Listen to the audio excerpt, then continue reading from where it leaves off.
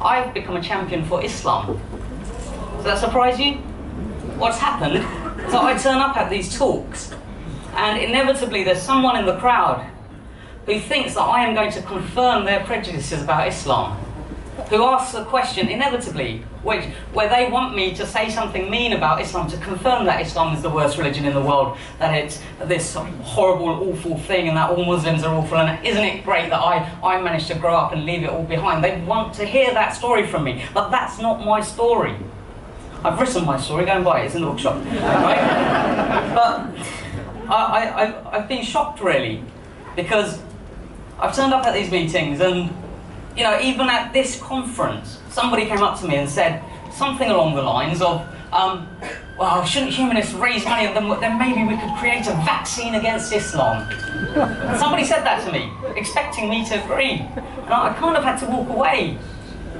Because I think the problem with Islam, one of the problems with Islam is that there's this tremendous phobia against it. It is a phobia. There is an Islamophobia. There's tremendous prejudice against Muslims. And the reason why I respond so strongly against it is because for most of my childhood, I experienced that kind of prejudice and hatred directed towards me personally because I was brown.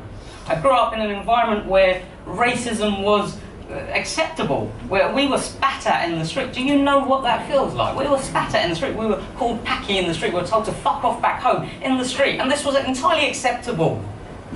And for a golden period in my life, I think the 90s, before 9/11, racism got better. There were campaigns, you know, people worked to fight racism, and it went away. And I went through a period in my life where I thought, you know, racism was better. It's gone away.